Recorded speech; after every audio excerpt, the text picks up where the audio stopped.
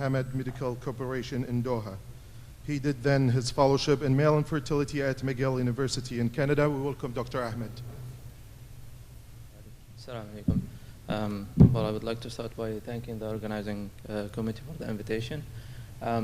My lecture today is going to be a brief overview of the things that you have to assess when you receive an infertile male. Obviously, we will not get into the details of every and each specific disease.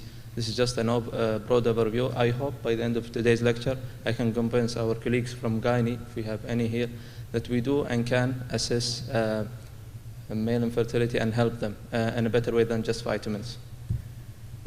So I decided to make a scenario sort of lecture. So usually the presentation we receive is a guy, I named him Ali, who is 28 years old, who was referred to by a family physician with a primary infertility for 2 years. And the first question that should arise in your clinic is it justified to investigate Ali? Is this the appropriate time? Would you do anything to help Ali? So in order to answer this question, we'll kickstart with our presentation. So we start by defining infertility, which is the inability to conceive after at least 12 months of unprotected frequent sexual intercourse. And it can be subcategorized into either primary, or where there was no history of prior conception, or secondary, with a history of prior conception. And this slide here is just to point out that as time progresses for couples, their chances of conceiving children increase by the month. So usually it's not justified to start fertility evaluation from the start, because their chances are 20% per month that will aggregate to 85% by 1 year. So once they conclude the 1 year, they already satisfied 85% chance, and this is when it's justified to investigate them. Epidemiological study, this is just to point out that male infertility accounts for 20% of infertility cases, whereas 50% is accounted as a sole purpose of the female, with a 30% combined between both of them. And the graphs at the bottom of the slide is just to indicate that us as male are losing our fertility potential in the form of less numbers and less volume. So back to our question. So he is a male. He has primary infertility, and it's been already 2 years. So I think it's justified to investigate Ali. And the next question is, how would you investigate Ali? And in order to before going in how we're going to investigate Ali, we need to understand the concept of sperm production. Basically, for a male to fertilize an egg, he needs a sperm. And the process of sperm production involves the hypothalamic pituitary gonadal axis. And basically you have the hypothalamus ordering the pituitary to secrete gonadotropin hormones. These hormones will go to the testis, stimulate the Sertoli cell to produce sperm, and this sperm will be transported to the out of the body. So I subcategorize all the diseases or condition involving male infertility into either pretesticular, being it hypothalamic disease, pituitary disease, with the subcategories of different syndromes and diseases, which will be, I think, tackled more in details in other lectures. Or testicular, being it chromosomal, most commonly Klinefelter, or non-chromosomal, most commonly varicocele, or post-testicular, when we have congenital bilateral absence of the vas, cystic fibrosis, anti-sperm antibody, or iatrogenic blockage of the vas. So moving on, how would we investigate Ali? Keeping the knowledge about the hypothalamic pituitary with different disease categories, we need to start by the basic: history, physical, and investigation. What do we do? What do we need to know about, in the history? Well, basically, if I have Ali in my clinic, I will start by defining his age, defining what type of fertility he has. Is it primary? Is it secondary? And how long has he been trying to conceive child for? I will tackle his sexual history. Is he having frequent sexual intercourse? Is he able to maintain an erection? Is he able to ejaculate? Is it appropriate to ejaculate? Did he reach his pubertal onset on the expected date? Was it delayed? All of these are significant relating to different disease categories. Then we'll move on to the medical history. Did he have any recent fever? Did he have any insult to the testes in form of orchitis or epididymitis? Has he been subjected to mumps? Any history of systemic disease, diabetes compromising his ejaculatory ability, cancer, recent infection, exposure to radiation? Does he have any genetic disease? And then obviously the surgical history. And in the surgical history, because our main concern is the testes, did he have any surgery that will compromise his fertility potential relating to the testes? Any orchidopexy, orchiectomy, any history of herniorrhaphy which might block the vas, any history of trauma, any pelvic or prostatic surgery that will impair his ejaculatory potential.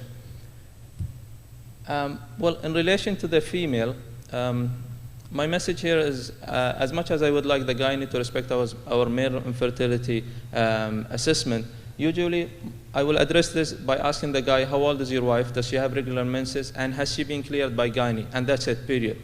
Because this is not my category, and I would not like to throw advices on something that I'm not familiar with. So usually, if in doubt, just make sure that your wife is being assessed. Why is that? 50% of the time it's a female. So it's better to be assessed parallel. You assess the female and ask the gynae to assess the female. To conclude the history, we try to dig for known risk factors, either in the form of family history, medication, being it antibiotics, antifungal, social history, excessive smoking, recent or old history of drug abuse, occupational history, exposure to radiation, exposure to heat mainly.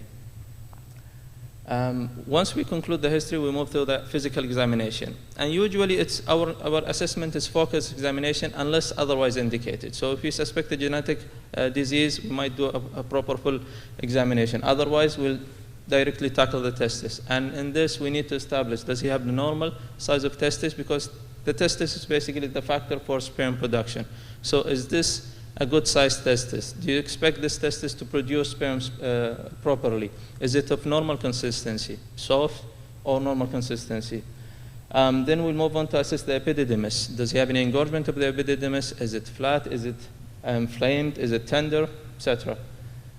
Then we'll assess the presence of the vas. Does he have the vas present in both sides? Is it absent on one side? Is it absent on both sides? And we conclude this scrotal spermatic cord assessment by assessing for varicocele, which is the most reversible cause of male infertility, if it was present. And if we suspect varicocele, we have to grade it according to the grading criteria we have there. Then obviously, we need to assess the phallus for the meatal opening. Is it of normal opening? Does he have anything that will suspect compromised ability to penetrate or ejaculate and deliver the ejaculate properly to the female genital tract? DRE, not always. We only do it if we suspect any obstructive pathology or any prostate pathology. Otherwise, we don't frequently do it in our clinics. So back to Mr. Ali here. So we established that he's 28 years, he's a young guy with primary infertility of 2 years. From the history, we gathered that his wife is also young. She's been cleared by the gynecologist. History was unremarkable. We couldn't detect any significant risk factors. Physical examination, or just the interpretation of this is that the right testis is of normal size with no varicocele. Left testis slightly decreased in size, and he has great varicocele there. So what will be the next step? Investigation. So we start by the cornerstone of our investigation, which is a semen. And the point I want to raise here is relating to the semen analysis. This is just a graph showing normal fertile men that has been assessed continuously over a couple of weeks. And as you can see there, that even normal men can have ups and downs in their semen analysis at one stage of their life. This is just to relay the message that if you saw an abnormality, this might be normal variation. Just repeat the test to confirm this abnormality. And the other thing is, whenever you receive a guy with a semen analysis which shows some compromised fertility potential, make sure that the collection was appropriate, the duration of abstinence was appropriate, and make sure that he delivered it within a timely manner, and he kept it, he didn't refrigerate it or just kept it overnight and delivered it the next day. Make sure appropriate collection and delivery, basically. And whenever you tackle a semen analysis, you have to know your definition, what's normal and what's abnormal. And this is the WHO recent 2010 criteria. Another message I want to relay there is do not always compare the results you have in the paper with your patient with the WHO 2010. Always refer to the reference value the lab has in their paper, because they might be quoting a different reference, 2003 for instance. So don't just relay it direct to what you know. Check their paper. Maybe they have their own reference value there. One more thing here is I see frequently with my patient that a lab interpret elevated WBC. And when I go back to the patient, he's either asymptomatic. And I think the main issue here is that round cells in a semen analysis will be interpreted as elevated WBC, where our round cells can be either inflammatory cells or they can simply be immature germ cells. So if they quoted that this guy has an elevated WBC, confirm that they did the proper test to confirm that these are actually inflammatory, not immature cells. And if in doubt, repeat, obviously. So back to Ali. So he is 28 years old, primary infertility. We already established that he has left varicocele. What will be the next step of our evaluation? And as we stated, cornerstone, do a semen analysis. And to interpret this semen analysis, he has normal volume. His count is severely compromised. So this is what we call severe oligo. His motility is compromised as well. So asteno, his morphology is reduced. So tirato. So this is a condition what we call severe OAT. And before I jump into further investigation, I always repeat it. So we did a second semen analysis, which showed fairly the same result. So this is now confirmed. Mr. Ali has severe OAT. And then I ask, what's the next step? And the next step will involve hormonal evaluation. Sigmund and Jarrow, they showed that up to 10% infertile people will have compromised endocrine levels. And the most common one is the elevated FSH, which will point that he have some sort of impaired spermatogenesis. However, if you have a sperm count of more than 10 million, then the likelihood of having compromised endocrinopathy is rare. The last point is, if you have low testosterone, first thing, confirm it, and do further tests to assess other hormones relating to the testosterone. General interpretation of gonadotropins. If you have them all within the normal, so this is either a normal guy or a guy with obstruction, and this is how he would show normal FSH, normal LH, and normal testosterone. Signs of testicular failure, you will have raised gonadotropins because the body is trying to push the testes to work harder. However, the testis fails to produce enough testosterone to compensate for this elevation in gonadotropins. Lastly is a condition what we call hypogonadotrophic hypogonadism, which affects the higher brain function, either the hypothalamus or the pituitary, in which case you will have all the parameters at the lower margin. So scenario, so we did this, we evaluated him, and it showed that his FSH is elevated, his LH also slightly elevated, testosterone is in the lower margin, TSH and prolactin with the normal values. So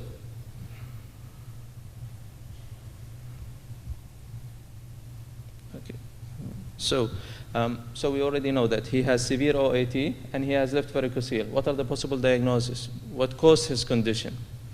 And usually it's between one of three things. So this can be either varicocele-induced OAT, this can be idiopathic, and well, not uncommonly or not infrequently, I would say to the patient, almost 50% of the time, you have this condition and I cannot explain it for you. I have no definitive cause for it. So this is idiopathic. Or can it be genetics? Well, we'll get to this. So it can be either one of these possible diagnoses. So what other tests can we offer for Ali?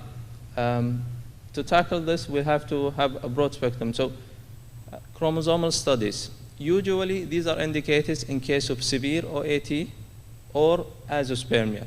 And the reason for this is that we found that almost 10 to 15% of guys who have low count, less than 5 million, or azoospermia might have some genetic abnormality. However, this does not mean that if a guy has severe OAT, he has genetic abnormality. It also does not mean that if a guy has normal sperm count, he does not have genetic abnormality. But this is the likelihood. So there is a chance there, 10 to 15%, so it's justified to pursue this examination, be it karyotype or chromosome microdeletion. It will help you in the diagnosis. It will help you in the decision of the potential treatment for a couple. Also, cystic fibrosis gene mutation, most commonly seen if you establish absent of the VAS, being it unilateral or bilateral with no renal anomalies, or if you had an idiopathic obstructive azoospermia, suspect cystic fibrosis gene mutation. And if you do suspect this one, screen both, the male and the female. So indication for genetic evaluation, karyotype by chromosome share the non-obstructive or severe oligo criteria. In the karyotype, we have an addition of recurrent miscarriages. So if you have a guy with normal semen parameters, but he's having recurrent miscarriages, consider doing genetics in that guy. Lastly, cystic fibrosis, as we stated, congenital bilateral absence of the vas, or idiopathic obstructive azoospermia. Other specific investigations, scrotal ultrasound. Well, it says here to rule out varicocele. However, if you are happy with your clinical assessment, you're confident that this guy does have varicocele, then you do not need to confirm it with scrotal ultrasound. However, if you suspect an underlying malignancy, if your examination of the varicocele is equivocal, you're not 100% sure, then it's justified to do a scrotal ultrasonography. Vasography, I only saw it once during my fellowship, and usually it's done prior to any reconstructive surgery. Not frequently done recently. Transrectal ultrasonography, well, for a guy with azoospermia, low volume ejaculate, if you suspect Mullerian cyst, if you suspect ejaculatory duct or seminal vesicle absence, then it's justified to proceed with a truss. So not always, only in special cases. Pituitary MRI, same thing. If you're suspecting an underlying, if you have hyperprolactinemia, then to rule out micro or microadenoma of the pituitary. Testicular biopsy, only indication for it if it's equivocal. You're not sure whether this guy is obstructed. So a guy present with azoospermia, but you're not sure, is this obstruction or is this non-obstructive azoospermia? So then it's justified to take a simple biopsy and tell the guy whether he has normal spermatogenesis and he can proceed with TISA, or this is non-obstructive azoospermia. Back to our scenario. So reasonable test intervention. I stated there all of them, like varicocele, testicular biopsy, proceeding with an IVF and XC, scrotal ultrasound, or genetic evaluation. And the green ones are the ones that is justified to be done in this case. So varicocelectomy, we explained why, because this might be varicocele induced. Testicular biopsy, not really. Why is this? He's already ejaculating enough number of sperms. So it's not justified to tackle his testis, not at this stage at least. IVF XC, sure. It will improve his statistical chances of fathering children.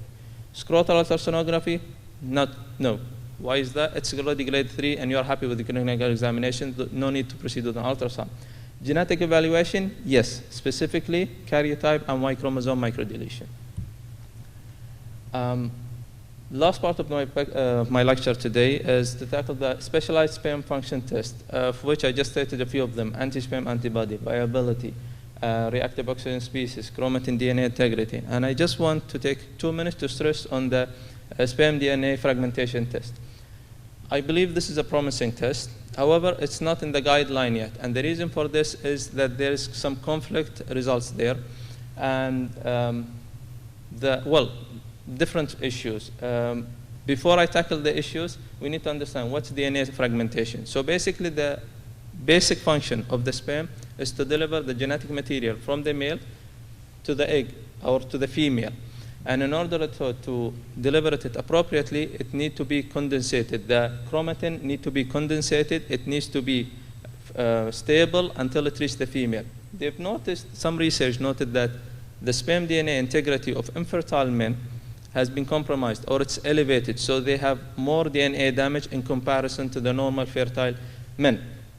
And this is when they propose that people with normal sperm count, they might have some underlying genetic or functional problem with their sperm DNA integrity. This is just different studies pointing that infertile men have compromised sperm DNA potential in comparison to the normal male.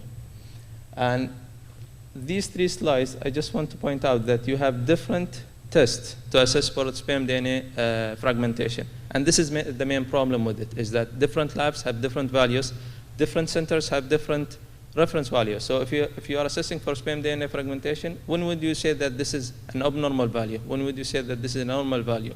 You have to know which test you are using. You have to confirm your reference value with another lab that has a significant number of patients. So before you commit yourself, know which test and establish your reference value to be able to tell the patient this is normal or this is abnormal. The ASRM recently introduced their own reference value, They stated that for the tunnel, it will be more than 37%, and for the sperm chromatin structured assay, it's between 23 to 27%. So what's the indication to do sperm DNA? If you have idiopathic infertility, a guy with a normal sperm count, however, you cannot explain his infertility. So justify, do a sperm DNA. He might have compromised DNA fragmentation. A guy with a varicocele, advanced paternal age, recurrent pregnancy loss, ARTs failure. Why is that? Most of the studies that have investigated this category of patient found that they have compromised sperm DNA potential. How would we treat it? This is still research-based, but they advise that if you have a guy with a compromised sperm DNA potential, consider antioxidant for 3 months, repeat the sperm DNA fragmentation. If it's still elevated, and your guy here has done multiple ARTs with using his ejaculate sperm, then probably advise him to utilize testicular sperm. And the reason for this is studies have found that if a guy has compromised sperm DNA from his ejaculate, his testicular sperm might have a lower DNA fragmentation, so a more compact sperm. And this is because the sperm DNA happens at the post-testicular stage. To conclude my lecture, so the key points here is you have to know the definition of infertility, you have to master appropriate history and physical, investigate your patient in a stepwise manner, differentiate between what's normal and what's abnormal. Whenever in doubt, please repeat. You have to know how to interpret the hormonal results, and you have to know what are the indications for a specialized test. And only utilize testicular sperm if it's indicated and justified. The take-home message is proper assessment management of male infertility can improve your fertility potential, but please refer the patient to us for proper assessment. Thank you very much.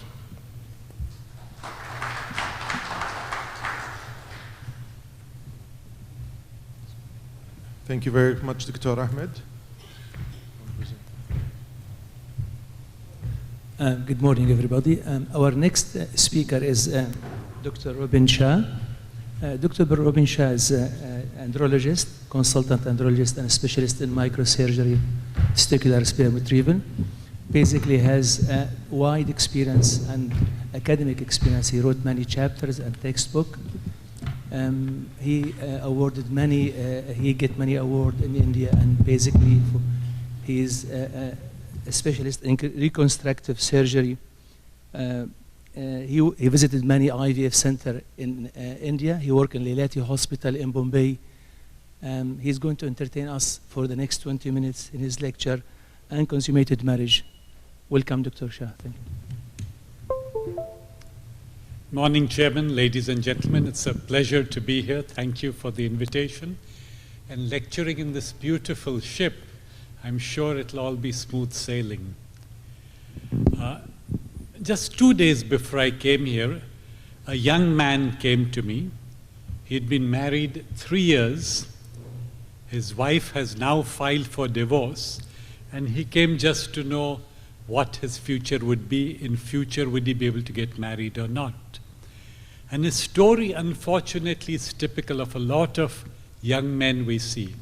Got married, was inexperienced, a little anxious, had an erection, was unable to have intercourse.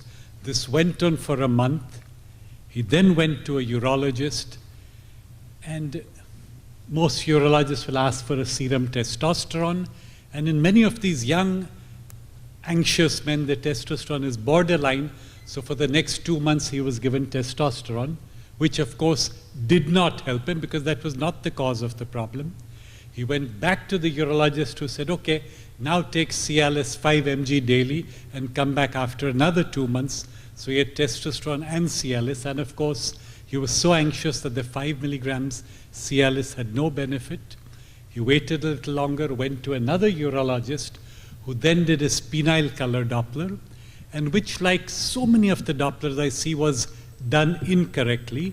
So he came back with a diagnosis of poor arterial flow, venous leakage, organic ED. And he was disheartened and nothing happened. And finally, after 2 years, looking at that report, his wife told him, I want a divorce. and that's when he came to me.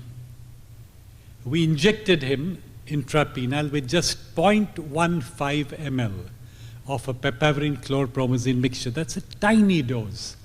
And he had a full erection lasting for 6 hours.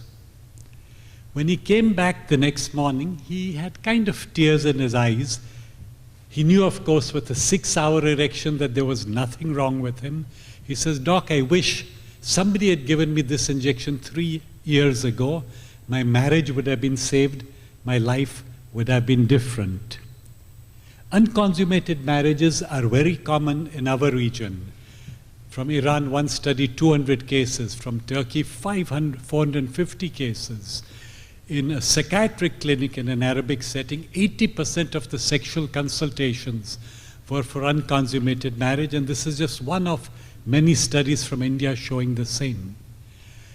Because this is uncommon in the Western population, it doesn't find mention in the Western textbooks, and therefore it tends to be ignored, and most urologists don't know how to treat this actively and aggressively, which is tragic because these are young lives at stake, and usually, given the correct treatment, we could really change their future.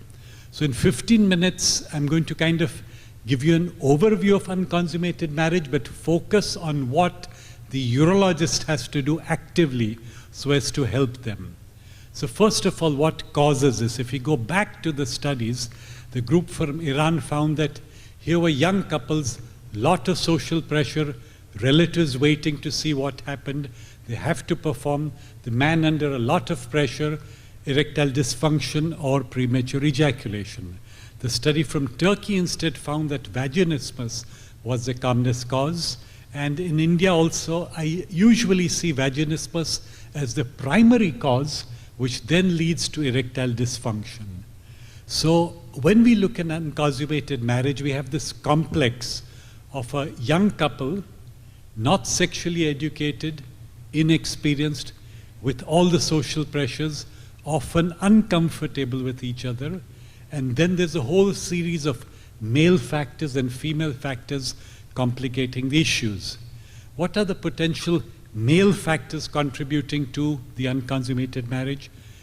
Psychogenic ED, of course, the commonest, but very often the psychogenic ED is a consequence of the vaginismus, which has resulted in failure to have intercourse. Or severe premature ejaculation, ejaculates before he can enter inside.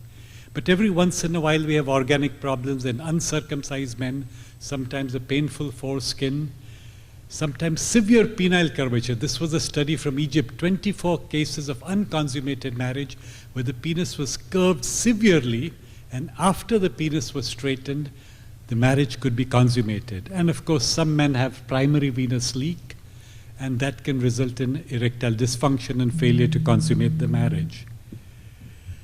Of course, psychological problems, sometimes severe anxiety, severe depression, obsessive thinking, fear of intercourse, fear of pain, fear of causing pain, and alternative sexual preferences. One study estimates that 2% of the total population has a same-sex orientation. So there'll be a lot of men with latent, undetected, unexpressed homosexuality who are forced into marriage, have no arousal, no interest, and therefore the marriage is not complete. So the reason why I'm showing this is that urologists, when a couple comes to them, take a simplistic view. What's your problem? Unconsummated, no erection, take Viagra, take Cialis. But no, there's a whole complex scenario on the male side and on the female side. And we need to dig and find out which is the key cause of the problem, because without that, you can give a prescription, the problem will not be solved, but the couple's frustration will increase. So vaginismus, dyspareunia are very common, and sometimes severe psychological problems, previous sexual abuse, fear of intercourse, complete lack of intimacy with the partner can have a huge impact on the female response. And we've had cases where the female actually was forced into marriage, was in love with somebody else, and she deliberately sabotages the male so she can accuse him of impotence, and the marriage can be dissolved. So how does the urologist, who is a very poorly trained counselor, navigate through this difficult etiology? Few basic questions which would help us judge whether we can manage this male and this couple, or whether we need to refer them to a psychiatrist, to a counselor, to a gynecologist, to a sex therapist. One very important point to bear in mind is that the presenting symptom is often misleading. A man will come and say, "Doc, I don't feel like having sex." But that may not mean he has no libido. It may mean that he has no erection, or he has no confidence. Or he may say, "Doc, my erection doesn't last long, but his actual problem was premature ejaculation." Or the man may come and say, "Doc, my erections are very weak, but if you go into the history, you will find that when the first attempt at intercourse, he actually had a good erection, but he was not able to penetrate because his wife was fearful, and after a few weeks, he started losing his erection." And therefore, one important question that you must ask is, what happened in the initial attempts? The patient may come to you after 1 year, but in your first few weeks, at that time, did you have an erection? Was it sustained? Did you try penetration? Did your partner have pain? Did either of you have fear? Were you knowledgeable? Did you know what you were doing? And also, how frequent were the attempts? Sometimes the wife will tell you, "Doc, from the beginning, he never made an attempt. I had to cajole him, and then he would try." That's a warning bell, because if a man has never made an attempt, either he has no interest, or there's homosexuality, or extreme fear and anxiety, or severe depression, and such a man will need a psychiatric evaluation in addition to urological help. So what happened in the first few weeks and the first few months? And then tie that in with the present history. That at present, do you attempt or do you not attempt? If a couple says, "Doc, we're still trying and we don't succeed," that's a good sign. But often the couple say, "No, Doc, last 1 year, we've stopped trying completely." That's a major problem. That's a worrying sign, because it now means that there's a huge rift between them, and they will need a lot of marital counseling, psychological counseling, in addition to the medical therapy. Is there foreplay? Sometimes the man is in such a hurry that the moment he gets half an erection, he tries to enter, and of course he doesn't succeed. If the couple says, "Doc, we can't have penetration, but we have foreplay and we are very happy with each other," very good sign, because they have intimacy. So these questions help us understand whether the couple is estranged or whether they're still together, and helps direct the therapy. Can we just give a sildenafil and they'll be fine? Or do they need extensive counseling in addition to our medication? And if he's already had medication, has he already tried Viagra, Cialis? If so, we need to move to the next step. Now, often the urologist doesn't know how to take the male sexual history, and I find these 5 points very useful. You can quickly break up the whole male sexual function into libido, arousal, erection, penetration, and orgasm, ejaculation. Libido is the desire for sex. And if he says, "Doc, I don't feel like having sex," maybe severe depression, marked anxiety, a hormonal abnormality, or interpersonal problems. Arousal is what makes him aroused. And sometimes as you gain the man's confidence, he'll tell you, "Doc, I'm not really attracted to my wife. I was forced into marriage, but she's not the woman I'd imagined." Or later on when you ask him, "Do you masturbate?" "Yes." "Do you sometimes have male fantasies?" And very hesitatingly he'll tell you yes, and you realize that his arousal is completely different. So libido, the desire, arousal, what makes him aroused, erection in terms of rigidity and sustenance, and ask him to compare his spontaneous morning erection with his masturbatory erection with his sexual erection. If he has good erections alone, but no erection with his wife, psychogenic. But very often he'll tell you, "No, Doc, morning not so good. Masturbation I never try, neither with my wife." That could be an indication of a rare organic problem. Then does he attempt penetration, or does he fearfully stop? Sometimes the man will say, "No, Doc, I get an erection, but I just don't feel like penetrating." That's a man with obsessive compulsive thinking or fear of pain, will need a psychiatric evaluation. Or he says, "No, I try penetration, I struggle for some time, then I lose the erection." more likely it is a vaginismus or dyspareunia problem. And finally, orgasm ejaculation. I ejaculate even during foreplay. It's severe premature ejaculation. No, I try to enter, then I ejaculate. It's not premature ejaculation. He could not enter, he tried and therefore ejaculated. So these simple 5 points will help dissect the male history and bring a certain understanding to the problem. Now, having done that, as urologists, how do we evaluate the male? The female will be seen by the gynecologist. Maybe the couple will be seen by a sexual counselor if you have a team. The psychiatrist may step in if there seems to be a lot of psychopathy, anxiety, depression. But what does the urologist do? Commonly, the urologist does two things. He asks for serum testosterone and he asks for a penile color Doppler, both of which are useless in most cases of an unconsummated marriage. It is very rare for low testosterone to be the cause of erectile failure in a young man. If he's obviously hypogonadal, yes, but if he's well androgenized, that borderline testosterone has nothing to do with the unconsummated marriage, and too often we test for and treat low testosterone in these men, losing precious time. Similarly, the penile color Doppler. Most urologists don't know what to do when Viagra fails and refer for a color Doppler. The color Doppler is very often misleading because if the sonologist does not give a high dose of an intracavernosal injection, the artery will not dilate, the cavernosal smooth muscle will not relax, and there'll be a false diagnosis of arteriogenic or venogenic impotence. Time and again and again and again, I see young men coming with penile color Dopplers labeling them as vasculogenic, and when we retest them, they're completely normal. In fact, there are two tests which you can do in your clinic which are very useful, do not need special equipment, and can actually change the complete management. The first is the office sildenafil test. Couple comes in, unconsummated marriage, we are not sure whether the man has a good erection or not. We give him 100 milligrams of Viagra, tell him come back after an hour. After an hour, we give him a private room, alone, without his wife, so there's no stress. Tell him to fantasize and stroke the penis, because there are two types of erections. Reflexogenic by stroking, psychogenic through the brain. So he strokes the penis and fantasizes, and then you check the erection at 5, 10, 15, 20 minutes. Assess the quality of the erection. Is it rigid enough? Compare it with what the patient gets at home. Look for any curvature, if he's uncircumcised, for any phimosis.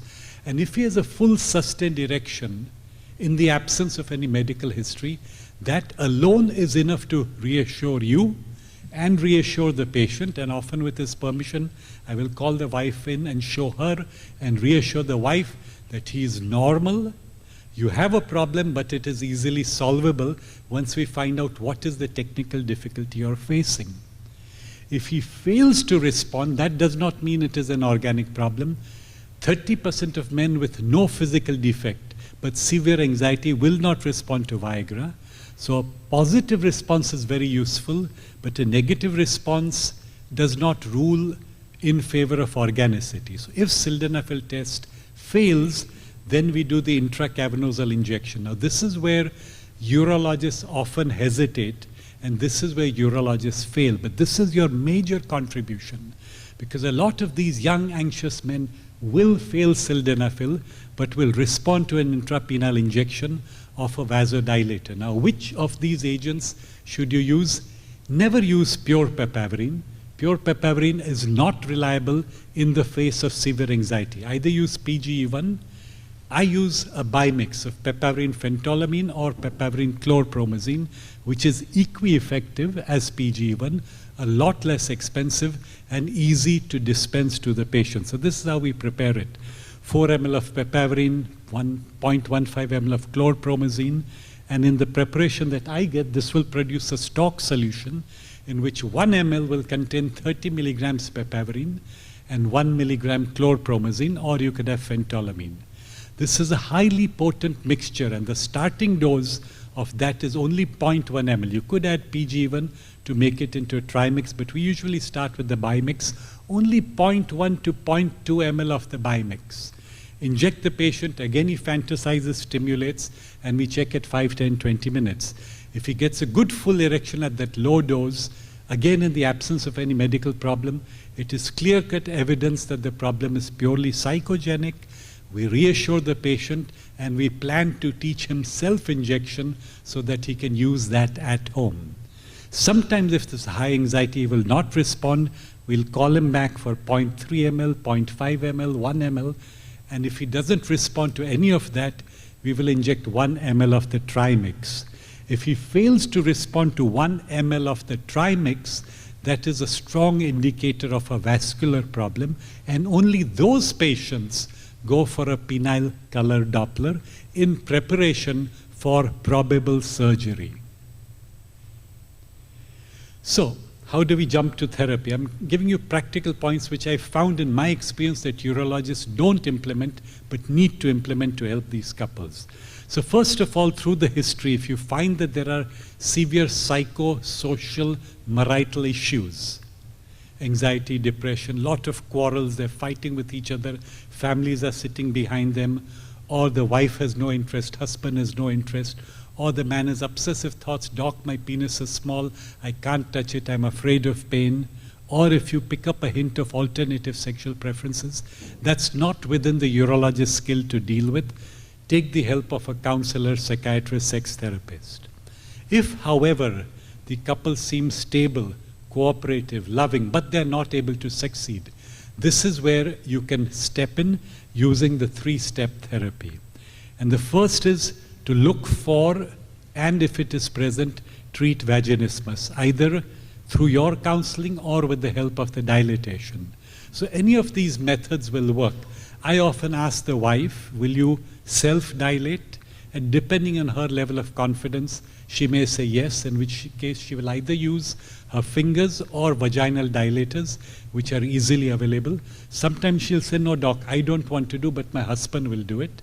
And if she allows the husband, then we tell them to have sensate focus, which is foreplay but no intercourse, and he progressively dilates her. Sometimes this doesn't work, the gynec will do it, either dilatation and rarely a hymenectomy.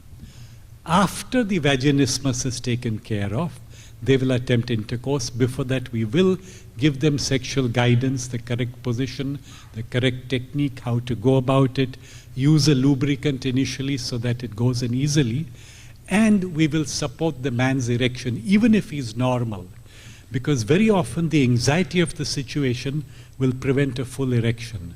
So we will give him usually sildenafil to start with, 50 milligrams, if that doesn't work, 100, or tadalafil 10 or 20 mg. Daily dosing I use only if there's a mild problem. If the guy says, doc, I get an erection, it's fairly good, but I lose it at the last minute, then daily dosing, but otherwise I would prefer a higher dose. Most of the patients will have some side effects like headache, acidity, body ache, so warn them that you will have these side effects, but they are natural, don't get worried, they will not harm you. Often I will give additional paracetamol or an antacid to prevent the side effect. And if they come back saying, doc, with the tablet I got an erection, but I still could not penetrate, then we will train the patient in self-injection. He will come to the clinic, we will give him a pre-filled insulin syringe with the Bimix, starting with 0.1 ml, teaching him how to inject. At the next visit, we'll increase the dose if required, till we find a dose that will give an erection lasting for half to 1 hour. And then we dispense pre-filled syringes with a 31 gauge needle in a Ziploc bag. So they just open the bag, inject, throw it away. The Bimix is very easy to use, doesn't need refrigeration, is far more effective than sildenafil. Once they succeed a few times, then they'll go back to the tablet and then finally perform naturally. Rarely you may need surgery, like this man will need surgery before he can have intercourse. Some cases of primary venous leak will need a penile prosthesis. This is the AMS 3-piece. We also have access to a very inexpensive implant in India, which a lot of our patients cannot afford the 3-piece, but will go in for the simple non-inflatable, which is equally effective. So to summarize then, treat unconsummated marriage as an emergency. Don't give them a prescription and tell them come back after 2 months, 3 months. It can cause too much stress, strain, frustration, hostility, and they will reach the point of no return. It's always a couple problem. Even if the man has a problem, you have to involve the wife. A good history will guide you whether you can take care or you need the help of other specialists. The investigation and the therapy has to be active and aggressive. Treat and look for vaginismus, use sildenafil, but also the intrapenile injection. So hopefully many more couples will